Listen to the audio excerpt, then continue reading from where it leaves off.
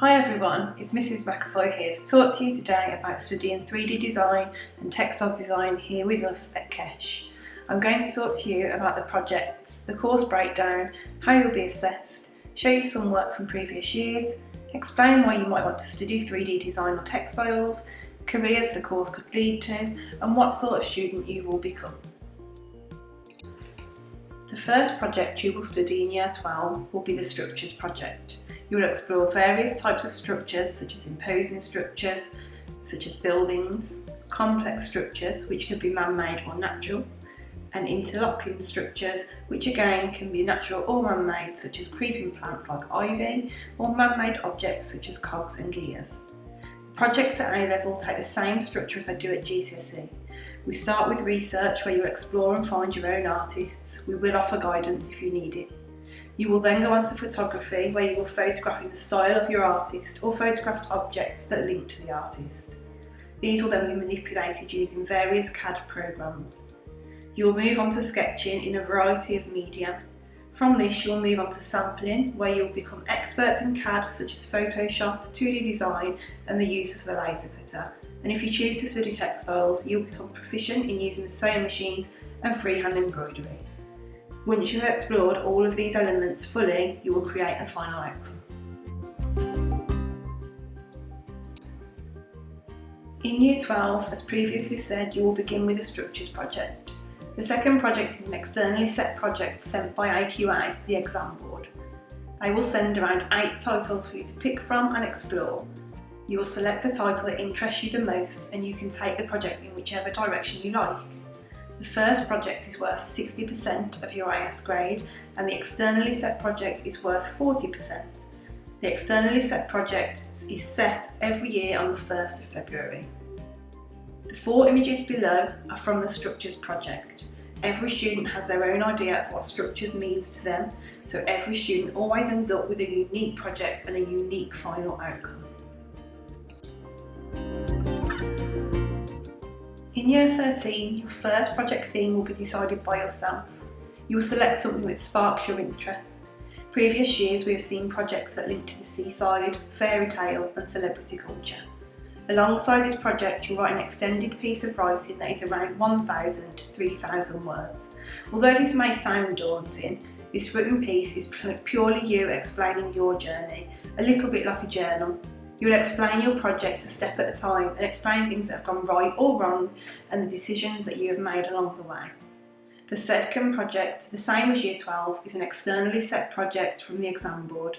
Again, around 8 titles are sent for you to pick from and it is a 60%-40% split.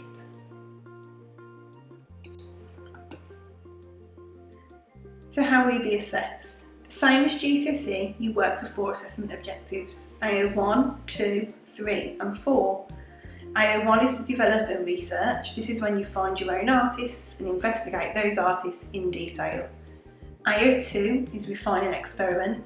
This is where we sample and you will use a variety of either 3D or textiles techniques depending on which pathway you choose to take. These samples are experimental and are to be refined to reach the highest grades. AO3 is recording observations. This assessment objective is when you sketch, photograph and manipulate the photographs to create your repeat prints. AO4 is presenting your final outcome. You'll work with your teacher to try and work out the best final outcome for you. You will also have a fortnightly review of one of your teachers. At this review, we'll discuss the work that you've done so far. We'll select work that we think is going well and we'll work out how we can explore it further. And we'll also reject work that isn't going the way that we thought it would. We will also use this time to create a list of work for you to complete during the next fortnight.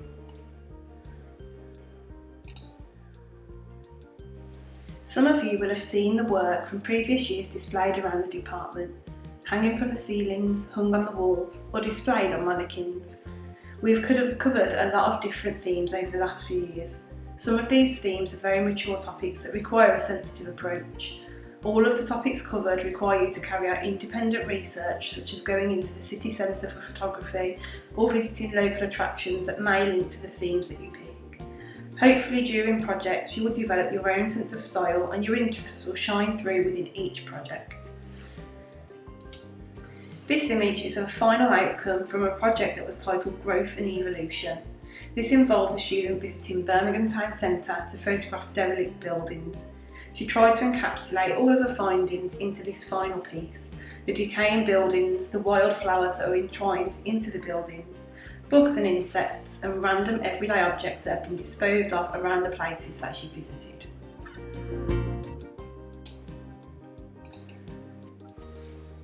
Here are two projects that were both based around geometric shapes. One from a 3D design student who concentrated on architecture and stained glass windows, and the other's a textiles student whose project was based on graffiti and fruit. Although they started with the same title, they ended up exploring very different topics. Both of the students had to take trips into the town centre to carry out photography. The 3D student was focusing on the buildings, and the textile student was concentrating on the graffiti that could be seen around the Digbeth area.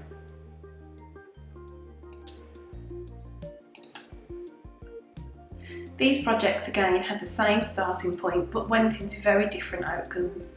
The textile student decided to go down the route of dreams and nightmares. She had a keen interest in science, specifically chemistry, so decided to try and create an apron that looked as if it had been worn by somebody who was trying to create the perfect dream or nightmare.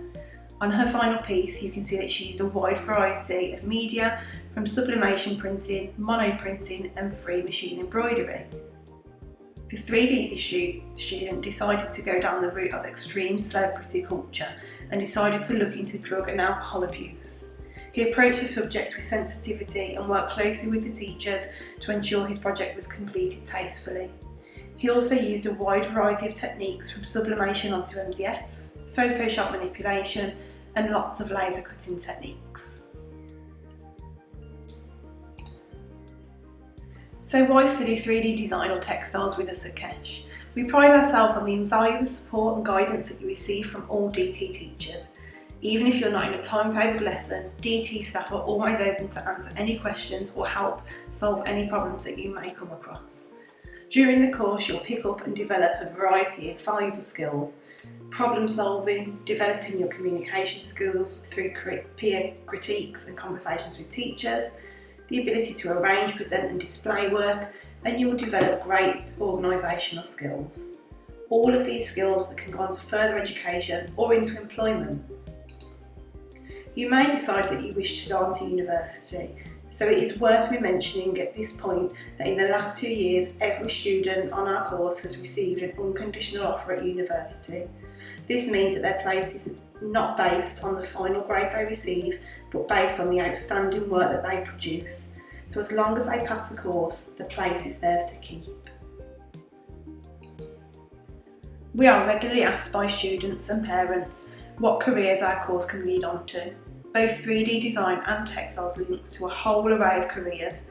Everything around us has been designed by somebody, from the homes we live in, the clothes we wear, to the streets that we walk down. You could go into industrial design, digital media, engineering, building and spaces, textiles, art and design, graphics design, food, fashion. You could even become a teacher or a university lecturer. Some of the careers seen on this image you may not have heard of before, but it could be the career that you end up going into. Ever thought of being a visual merchandiser? Somebody that thinks about how a store is laid out in order to get the most from the customers. A furniture designer, the person that ensures furniture is not only stylish but comfortable too. Or maybe an architect, the person who designs the building, ensuring they're safe, stylish and fit for purpose. You may even go into a job that doesn't exist yet, and that is because the creative industry is growing at 3 times the speed as any other industry in the UK. In fact, 1 in 11 jobs in the UK is within the creative sector, and around £12 million an hour is spent on the creative industry. So what sort of student would we hope that you will become after completing the course? We would hope that you have become more independent, a forward thinker, a logical thinker, somebody who is innovative, adaptable and able to problem solve, somebody who is resourceful and self-motivated. All of these qualities are things that happen every day within our course, so hopefully they will become ingrained into you and make you a fantastic design student.